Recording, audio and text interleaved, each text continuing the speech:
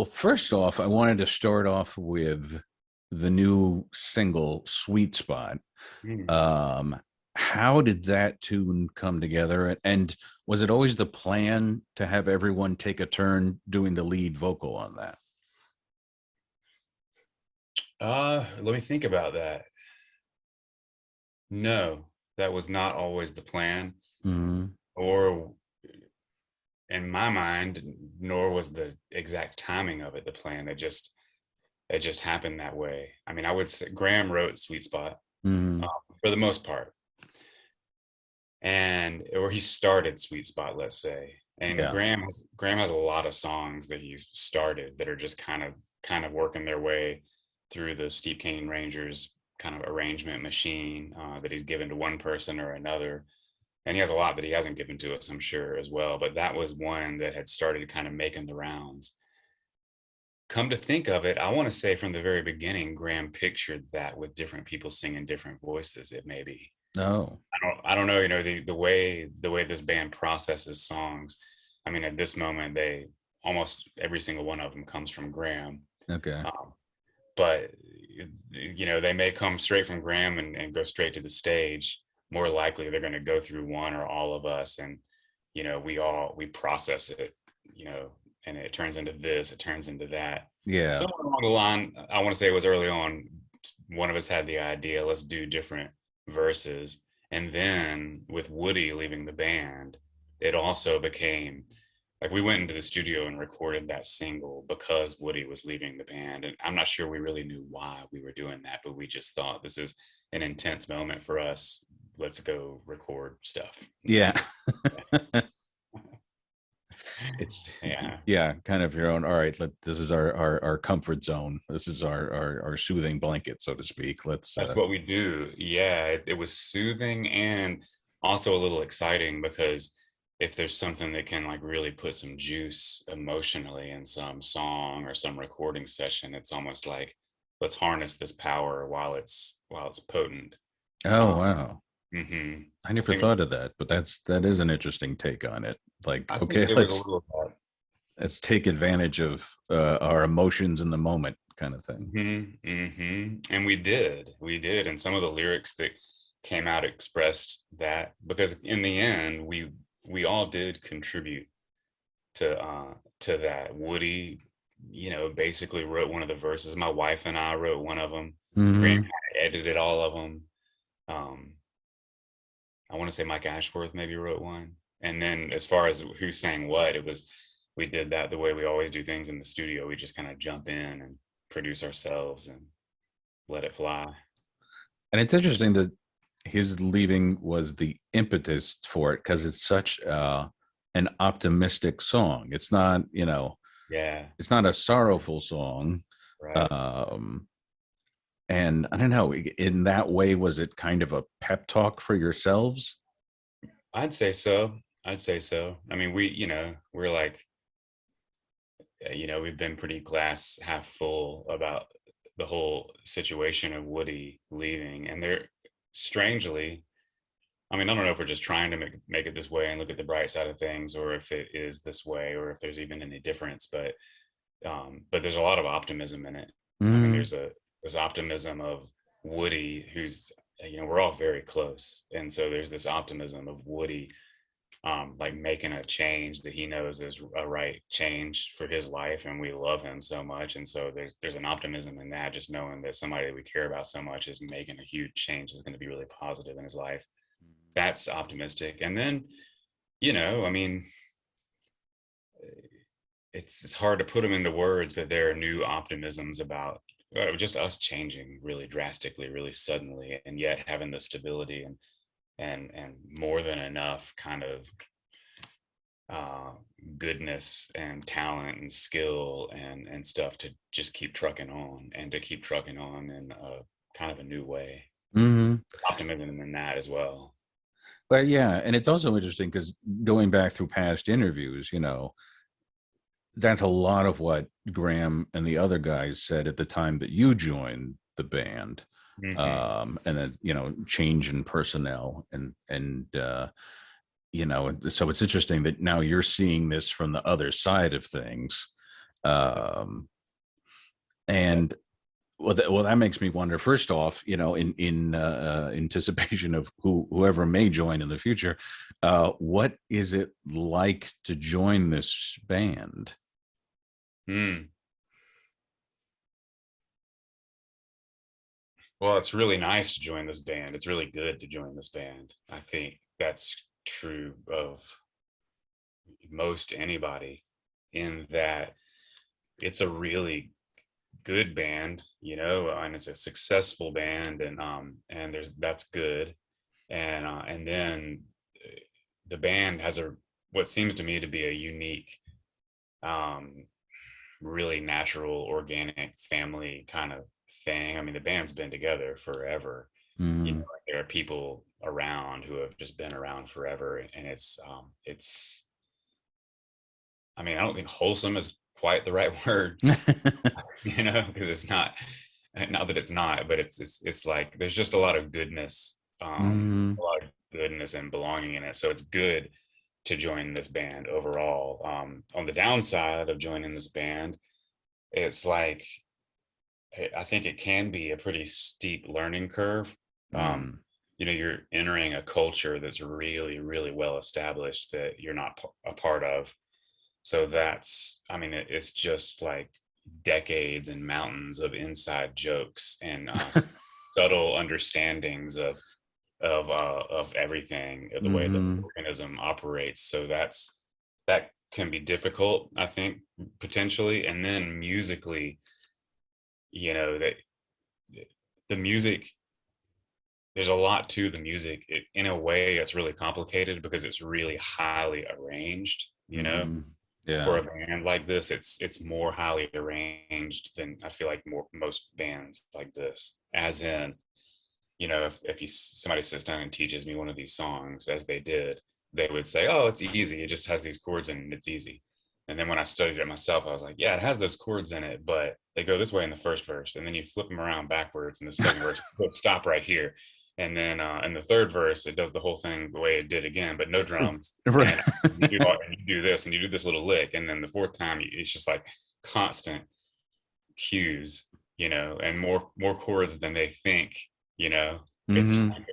I think it was Mike Ashworth who they were teaching me one of the songs, and he was like, "Yeah, it's like three chords in the truth, and then like seven more chords." Right. Oh, that was funny. But overall, it's great to join this band, and we will take on a new person, Hmm. uh, in the band, and I feel like I'm in a unique position with that person, to being the newest new person in the band, to help them Yeah. bridge that gap and learn those hard arrangements and fit in. Right, right. Well, if nothing else, it sounds like you can communicate to the other guys, it's easy because you've been doing it for a couple of decades, but to a new person, it's not as easy as it seems. I've done that, yeah, and then culturally as well. I mean, that's just a steep curve. Although when I came along, it was really different when I came along, because I've been really close with individually with everybody in the band for a really long time. And everybody in the band, we've played in projects together, recorded Mm, bands. I played at three different of their weddings. I was like in the weddings playing music, that kind of thing. I've been around forever. I mean, since we were yeah. teenagers, really, just not in the band. So when I showed up, I, even with that, it was like, oh God, this is a real culture here, and a lot of things I'm not familiar with. But it'll be Mm, way more so for a new person, you know. yeah. Mm-hmm. That also makes me wonder what makes for a good ranger. I mean, you obviously have to have chops, technical proficiency on your instrument. Mm-hmm. Um, all of you sing, so I'm assuming it's got to be someone that has vocal experience and such. Mm-hmm. But beyond that, what are the less obvious intangibles that Mm-hmm. make up a good Steep Canyon Ranger? Yeah, I mean, for it to be a new person, I mean, there's a lot of emphasis on um, being a certain type of person, but a specific type of person, but that specificity is only it's just like being a good person who's good to hang out with and can keep it cool, can Mm, stay really cool under pressure, is fun to hang out with. It kind of has their head on straight and is like fairly stable and resilient. And those things, we're coming to find out those things are, they're just as important as anything, because we spend a lot of time together. And if you throw a wrench into that machine that's particularly problematic, or a hassle in some way, yeah, this, I mean, we can absorb things like that pretty well, but we definitely don't want to. So a lot of the personal stuff is, that becomes just as important. yeah. Well, I mean, it is interesting that you use the term head on straight because from what I read, your first love is music, but your second love is counseling. Yeah. And you've even in the process or finished getting your degree from Lenore University Oh, Ryan, in yeah. yeah in counseling. Yeah. Um, so, and one thing you said was in terms of the education, you said it has altered the way I communicate with people, and that's quite a big statement. There's that's kind of a heavy thing. Um, I'm wondering if you can give examples of ways that it's altered the way you communicate.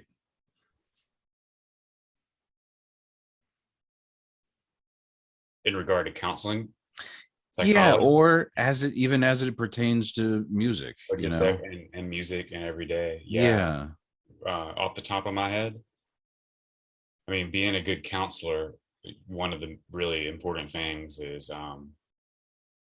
let's just say, like your getting your own shit out of the way and being a good listener and really Mm, seeing the other person. Like if you have a client, really seeing that client, really seeing them fully, and listening and taking it all in so that you can be of service to them. And that, I mean, that's, if I could do that really, really well, just in everyday life and as a musician, that would be good. I mean, for all of us, we would all do better to communicate. And I think because I studied that stuff for a long time, and I can't think of exactly how. Maybe I just like to think that it made me a little more like that than I was before, a little mm, better at listening, and instead of just making a bunch of noise or letting my own, you know, good stuff, bad stuff get in the way and taint what's really there, I think. yeah. And it also struck me as an interesting statement just because there's you could tell with this band there's a lot of communication going on in the midst of a song. And seeing you guys perform at that music fest, as you're doing things on stage, as different people take leads, there's a lot of unspoken communication going on. um and would you actually say that studying all of this has helped you musically? I would, yeah, I think so. Yeah, I think it helps musically. I mean, without doing all that studying with psychology and counseling, I think, there's a good chance, as far as on stage and musical communication, I'd be in the same spot that I am right now, as far as like how I communicate, just me personally, with all the guys in the band. Yeah. Maybe it would be the same, but but I definitely now have a different perspective of, in the midst of that communication, like, why am I I'm trying to communicate something to Graham, and there's a little more of an understanding of, like, why do I need to communicate this, um, Mm, and why, and maybe I don't, or maybe there's a better way.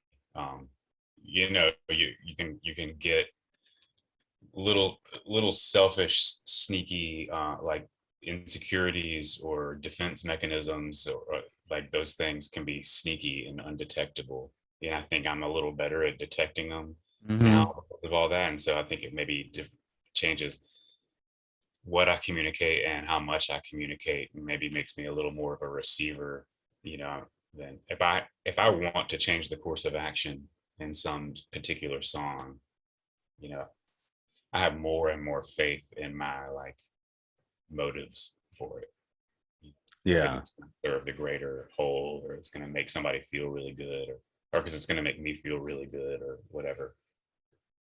And then on the flip side, is there any way that your work in music has influenced how you are as a counselor?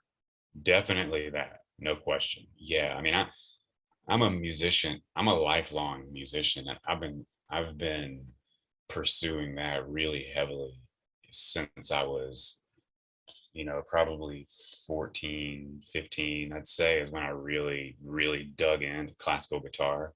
And I was like on a classical track for a long time, and I dug in.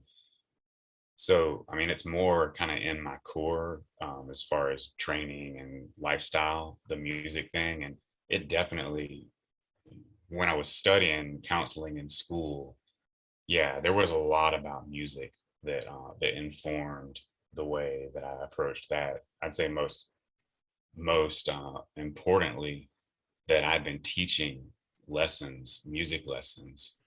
I've been doing that since I was probably 20 years old, you know, and Mm, but you look at that, I mean, I was always doing it one on one. It was generally a weekly session with a person, one on one. That person's sitting in a chair, I'm sitting in a chair, and we hang out for an hour. And then it's like, all right, we'll see you next week. We'll sit here for an hour. And when I started really looking at the counseling session, the way it tended to go, mm, the way it should flow, I realized like I've been doing some form of that this whole time. And with some students who came along, man, yeah, it was in a way as much counseling as it was music, because we mm. started getting into why do you want to do this? What does this mean to you? And all that. And then certainly studying counseling, because I'll still teach some a little bit, and studying that counseling has totally changed the way I teach in individual private lessons, which I don't do so much, but when I do, it's different. Yeah. Now, and it also brings to mind one of the guys I work with is a drummer named Daniel Glass, who's just releasing his own material. He's played with Royal Crown Review and Brian Setzer and those guys, um, and he also does teaching and stuff. And one of the things he's talked about is there's teachers that are frustrated because of the internet and the fact that you can now just go on and learn anything lick wise, in terms Yep. of, groove wise, patterns, whatever. Yep. And but his whole thing is like, well, if that's all you're bringing to your teaching session, then you really need to dig deeper anyway, because Yeah. it's got to be more than just, okay, play this pattern. It's Yeah. and that seems to lend itself to what you were talking about really connecting with a student and finding out, okay, what is your goal, desire, motivation, etc. Yeah. I like that. Yeah, that's a good idea. That's true. Yeah. Yeah, because you can. I mean, you can get online and learn. I mean, it's wonderful, really. I mean, Mm-hmm. you can, if you have an internet connection, then you can access YouTube, and now you're looking at just unimaginably vast mountains of good music instruction. But you're right. It's also, I mean, that could be the difference between like reading a self-help book and actually having a therapist. Yeah. You're not going to be seen by that YouTube. It's not going to be tailor made to you. And yeah, there's some things that just get lost instead of actually being in the room with a person, I'd say. Yeah. Most Yeah. people, I mean, I think there are also some people who will do way better just getting online at their own pace and with their own schedule, and they'll do better with those online things than they ever would with a one-on-one person. I think that's to be fair. I think there's probably that as well. But generally speaking, yeah, you're going to get more out of a good one-on-one teacher. And I'm just a fan of like, you know, getting off of a screen, whatever the application is, just getting off of a screen and making more human contact with somebody. Yeah. Right. I mean, it's amazing how connected the Zoom is. Like, it really is like we're sitting in the same room, basically. Not completely, you and I right now, but it's pretty good. It's pretty good. Yeah.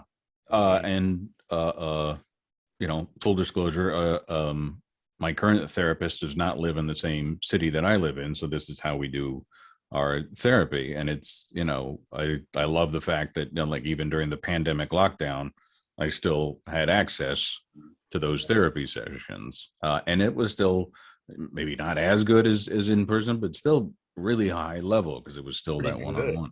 It's pretty good. This technology is is incredible. As much of a fan as I am of getting off of screens, I gotta say also that this I'm I'm constantly, I guess at some point I'll stop being surprised, but I'm constantly surprised at how well this works. How much of the in-person, person to person in the same room benefits you can get from this. It's creepy, actually, because it does. I don't want that to be the truth, but I mean, if I run into you like 3 months from now, Yeah. it's like there was a time we hung out together that my knowledge of you isn't that much less because this was on a screen, unfortunately. Right, right, right.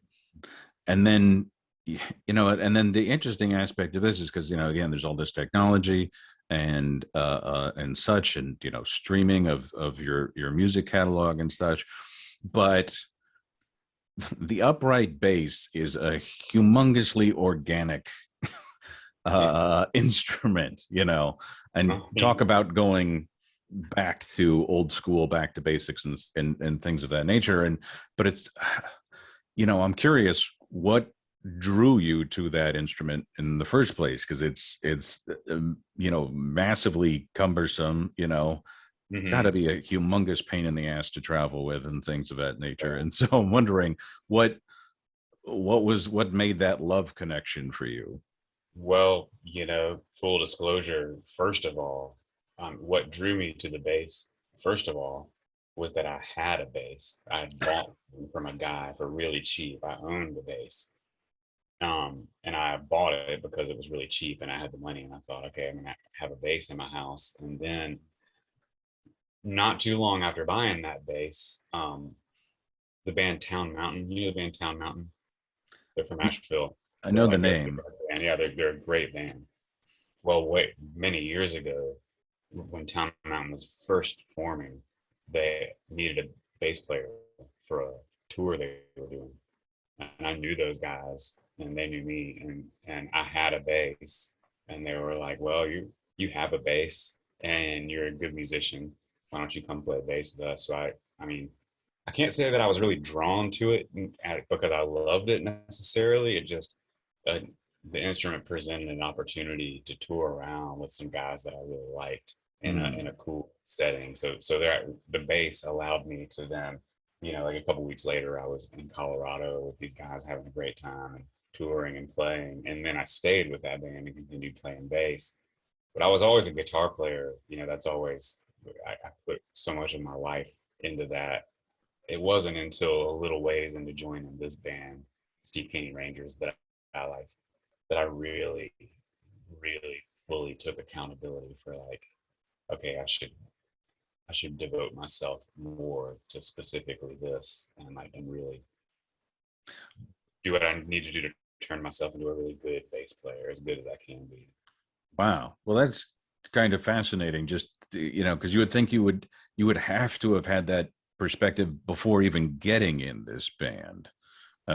Um, Right. Yeah. Well, was I had a bunch of experience playing in a bluegrass band, and these guys, when when I first signed on and started playing, they, yeah, they knew what they were getting. They knew mm, exactly what they were getting. There was no mystery there. They yeah. knew exactly what they were getting, and they went for it. Was there any particular moment, day, week, month, whatever, where that mental switch happened? There have been a few, as far as devoting myself to it more. Yeah. Well, I mean, that had started happening, but it's happened a few times, more than a few. There have been some corners that I've turned.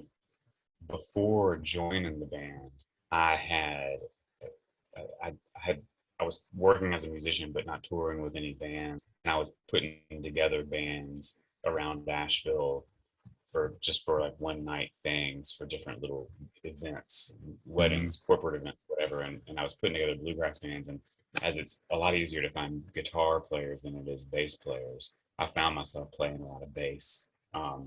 And so that kind of turned a corner. I got better doing that. And then I'd say like right joining the band, I thought to myself, okay, I'm gonna I to serve this band better, like I should really buckle down and be better. That was a big leap. I'm probably in the midst of the biggest one I've had right now, I'd say, with Mm. all the shift going on in the band. There's something about really devoting myself to playing the bass because since I play guitar, since not everybody, well, yeah, everybody in the band plays multiple instruments. When Woody's leaving and suddenly things are getting shuffled around, there are lots of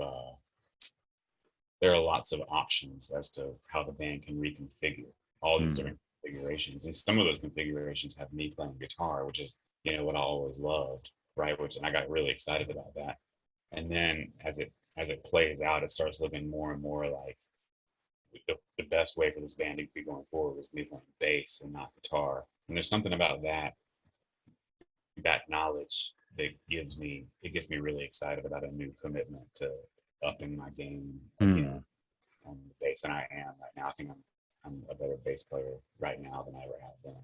Hoping to be able to play that again in a week from now. No, that's awesome.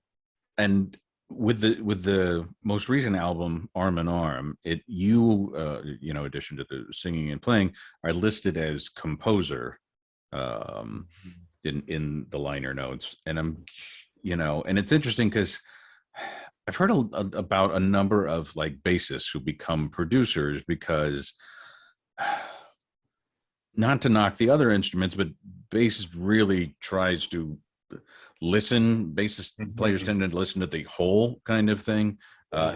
In the sense that it's rare for a bass player to take a solo, for instance, and so it's more about meshing and things like that. Mhm. So, what do you think that is the bass player is what made prepared you to be the composer, and also as composer, what does that involve with a project like this, especially when, as you said, Graham wrote most of the songs? So what does the composer do in this instance? Yeah. And this, okay, so with speak to that, the in this particular instance, Arm in Arm, or the album that we're putting together right now, um,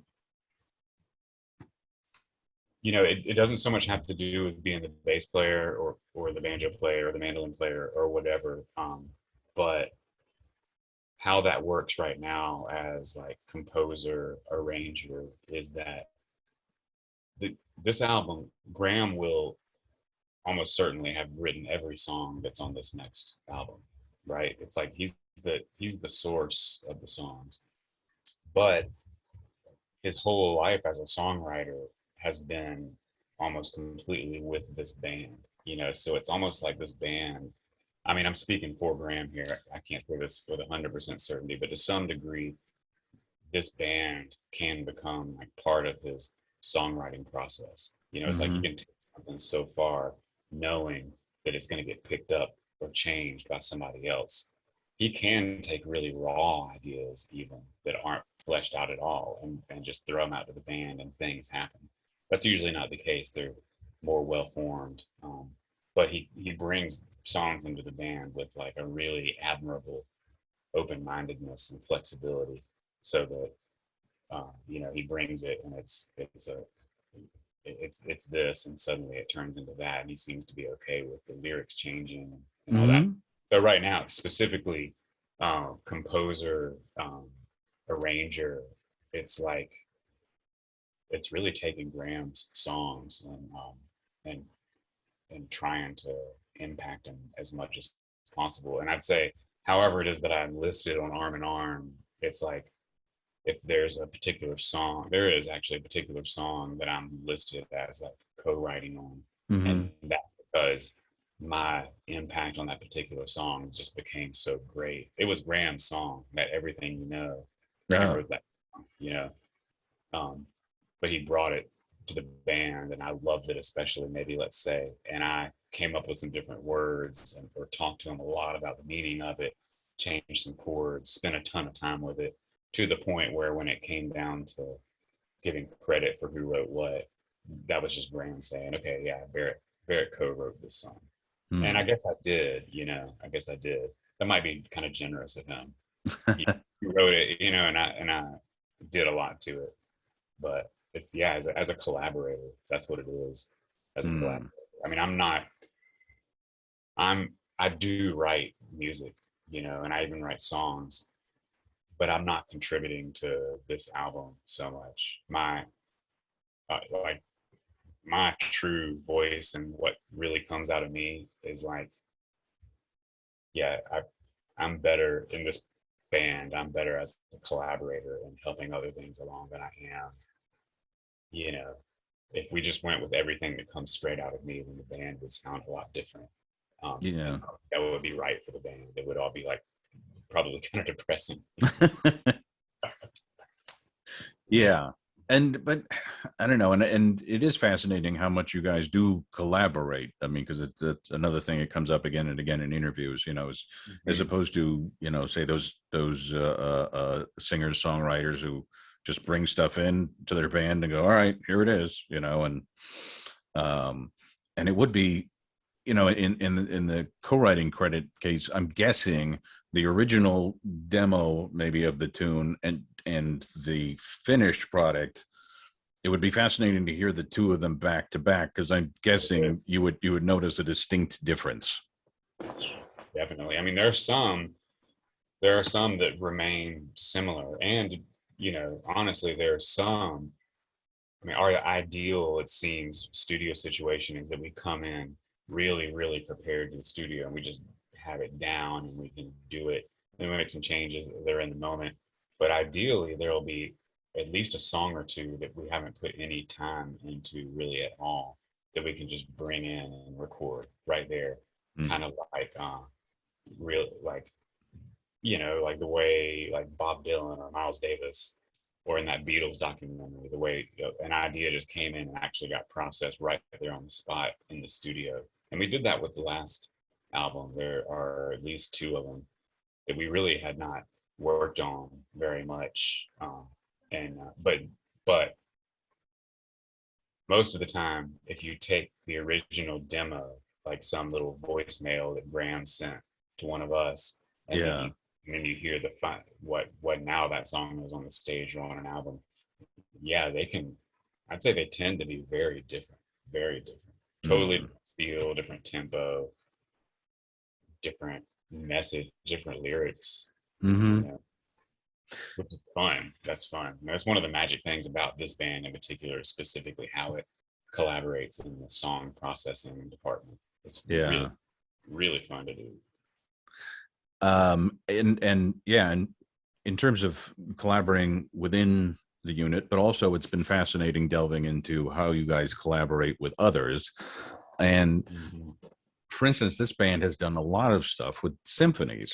And I'm Yeah. wondering, did you have experience working with symphonies before this band? And you know, how does working with a symphony change your perspective on a song? Yeah, that's great.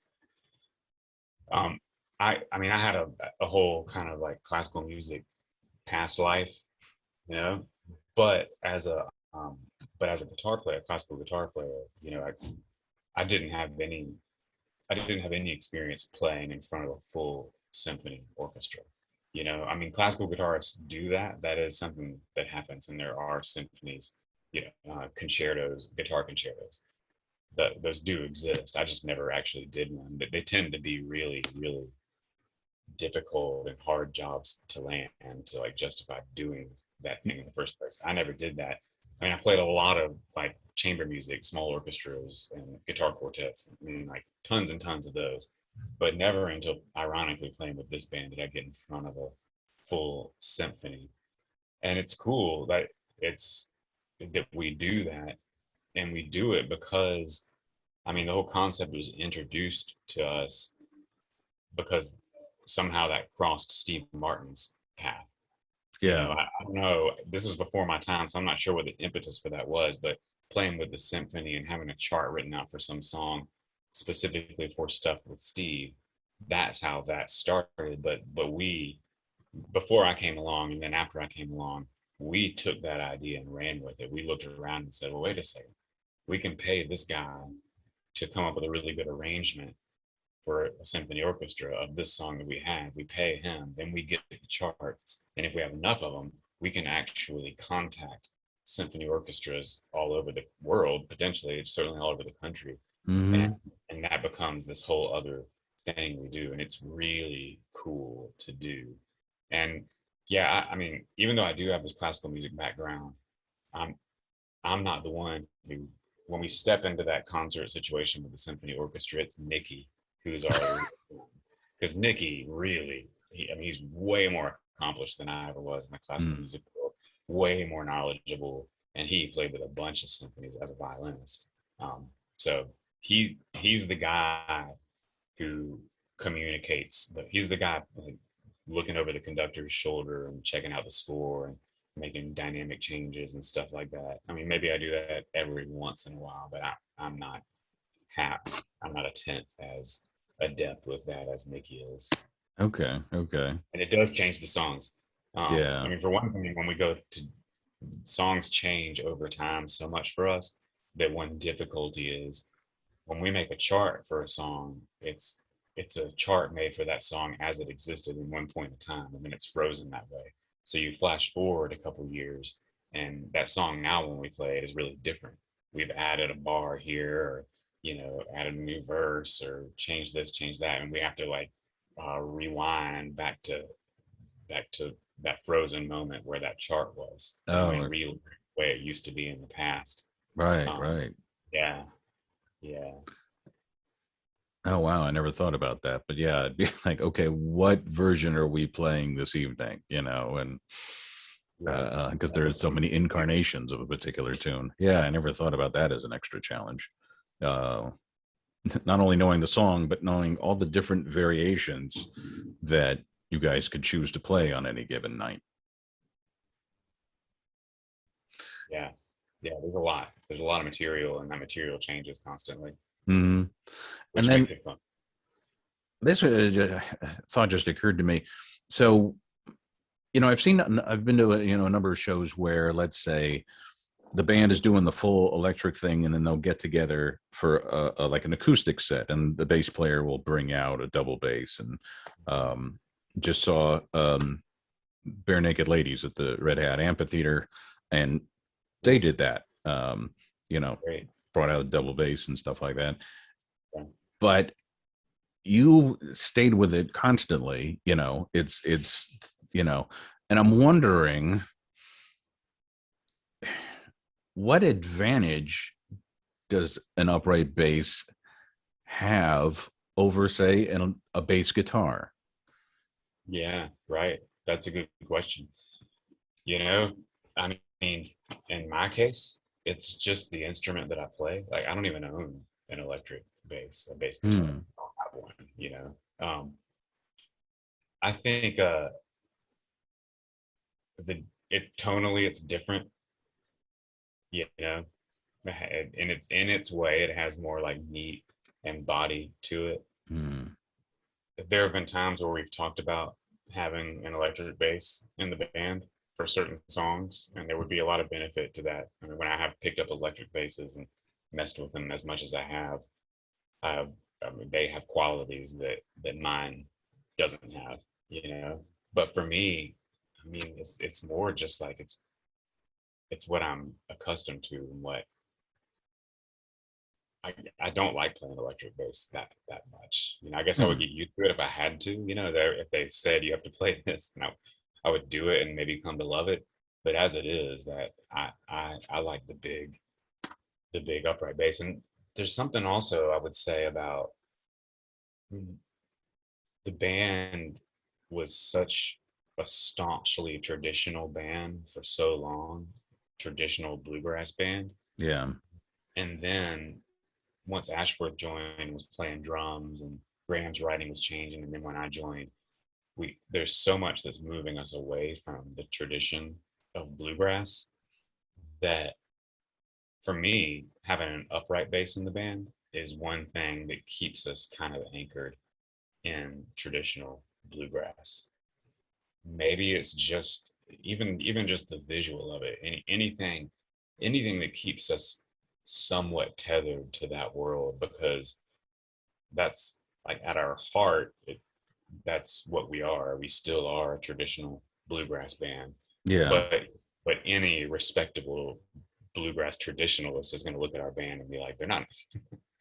No traditionalist should look at our come to our show and say, "Oh, that was a great traditional bluegrass band," because we betrayed a lot of what that is, and not because, not to make any statement or anything. It was just what we wanted to do, and sticking with our truth. That's the way the band is developed. There's something about having the upright bass in the band that, to me, it's important to me, just keeping us rooted in that way, so that at least the instrumentation feels more like a bluegrass band, because I always want us to be a bluegrass band. And actually, maybe I should question why that is. Maybe it doesn't matter. It's a good question. It's a really good question. I don't even remember what the question was, but Yeah, I mean, Lord knows, as a geek about this kind of stuff, I've gotten involved in many a discussion about what makes, something rock versus jazz versus, and trying to classify things. And I get, like with the Arm in Arm album, how it's not traditional, but there's still that bluegrass through line that's kind of the pulse in every song, sure. and so I don't know, but to me that's what makes things exciting when you know turn a corner that just and you explore new territory, and it's always going to sound like you, but it's still foraging into new material. And I don't know, to me that's exciting. It's exciting to us too, and it feels true. Ironically, it feels really true to bluegrass in a deep way. In that, I mean, the way I always have seen, like dealing with bluegrass music for so long, the way I've always perceived it is, think about jazz, what we just conventionally think of as jazz, and you think about jazz, early jazz, its roots, jazz as it existed just in New Orleans. It was a music that didn't really exist anywhere else. So then it moves to New York, and it moves to Kansas City, and it moves to Chicago, and it changes. So that I mean, you got to believe that in 1960 or 1958, there was some guy sitting there with his trumpet on a stoop in New Orleans, and somebody was playing him Miles Davis or John Coltrane, and like, listen to this jazz, and that guy was like,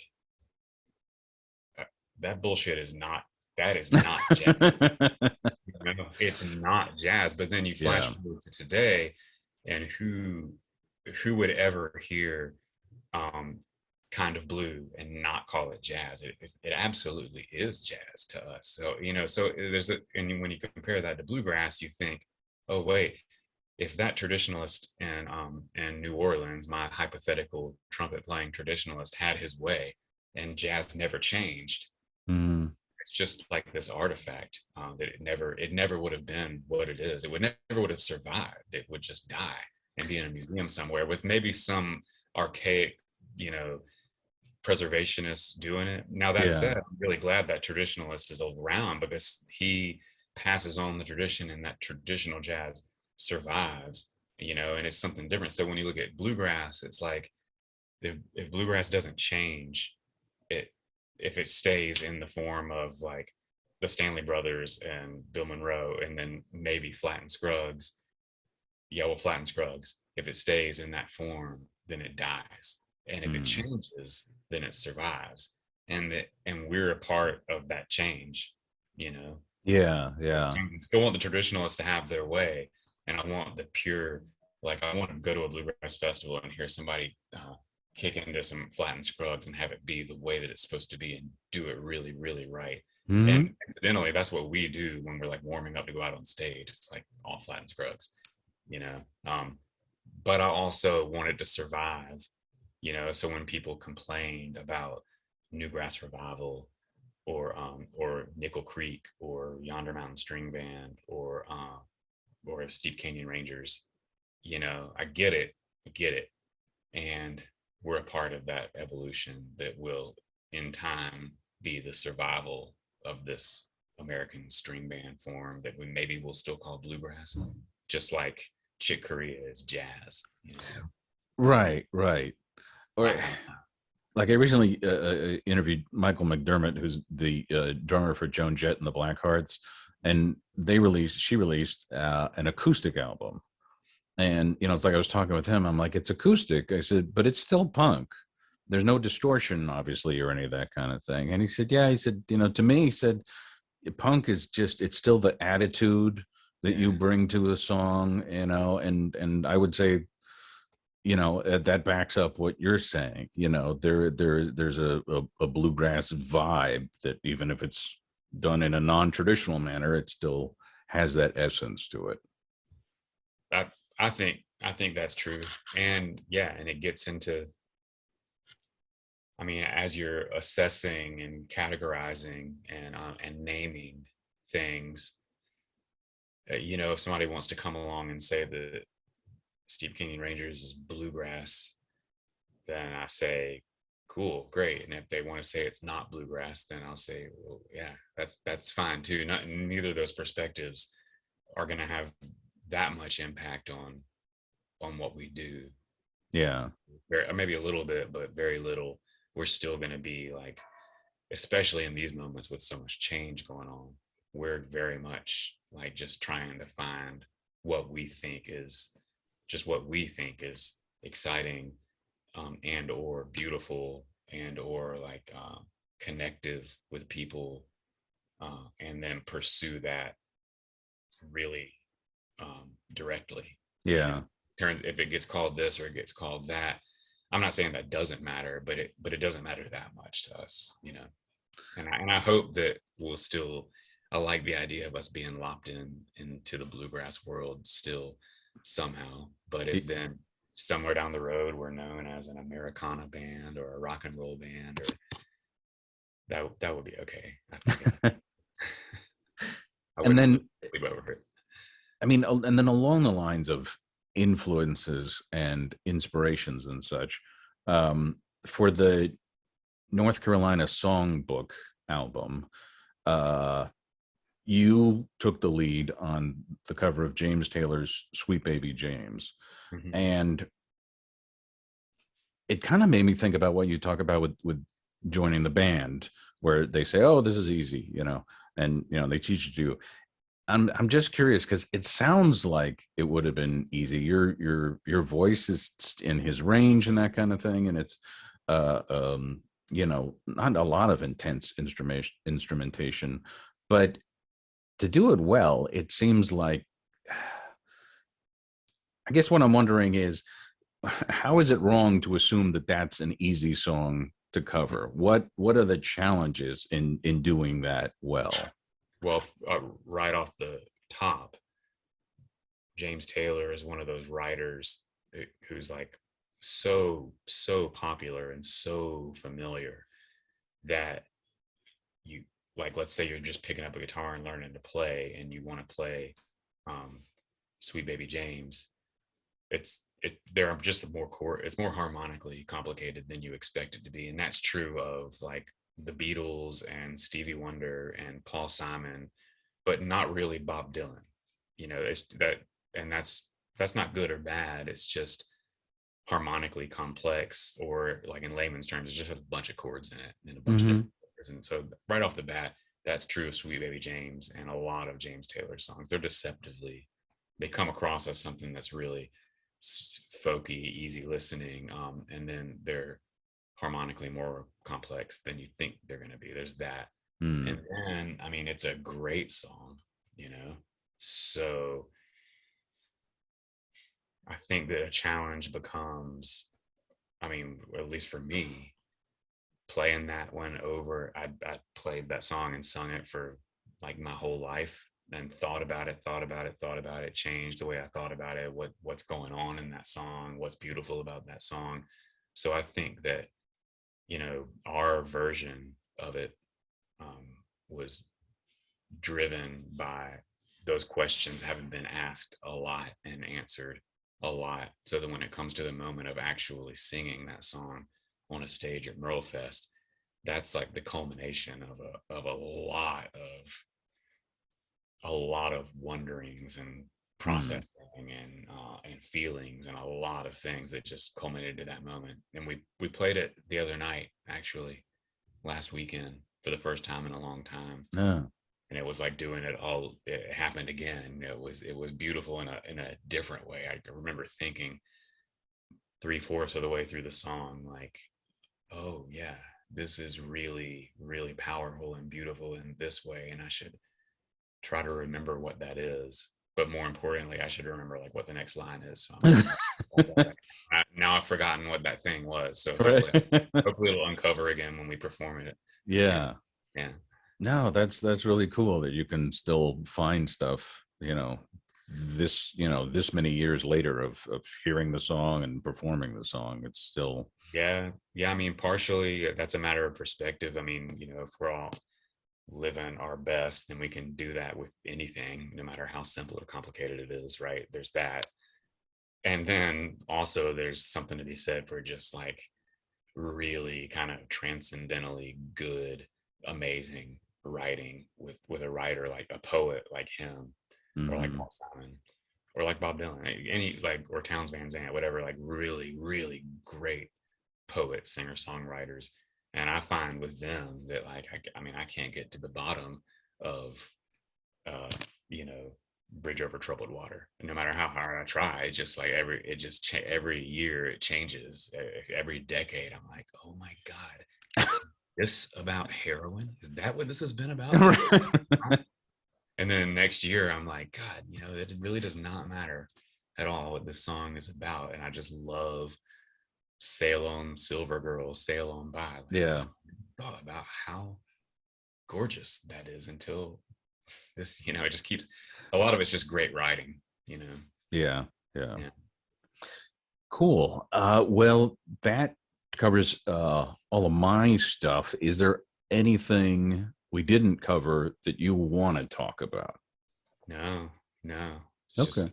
no.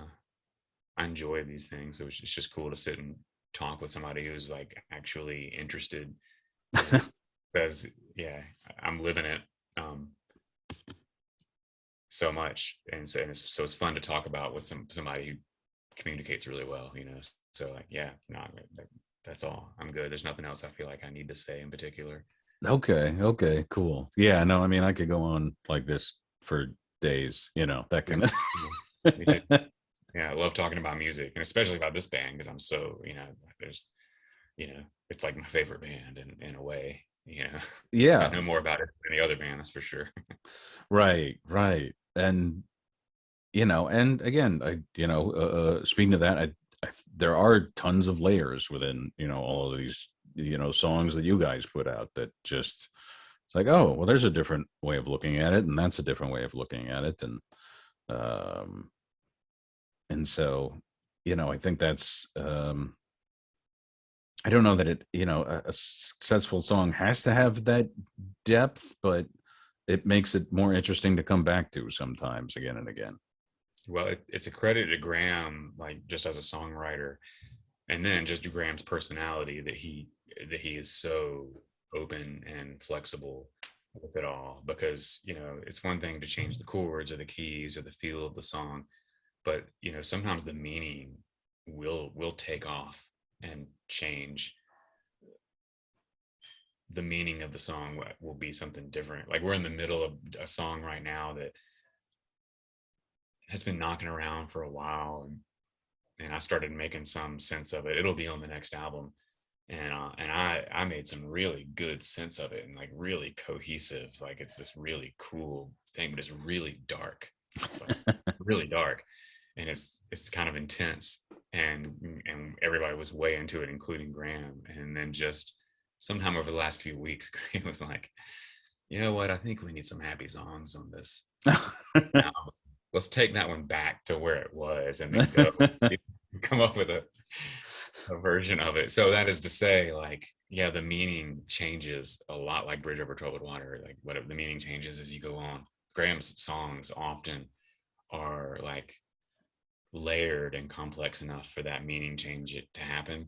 And then since we're on the front end of it, everybody in the band gets to have a like play a role in the changing of those meanings for better or for worse. Mm-hmm. Yeah. No, that's really cool. That's It's really always for better. It always ends up, and Graham can kind of referee the whole time, like he has with this song. And who knows, maybe it'll be this way. And you know, like most, if it's like most songs, it'll change a few times before it finds its true like identity and lands on the album. And sometimes they found their true identity on the album, and then they change to something a year later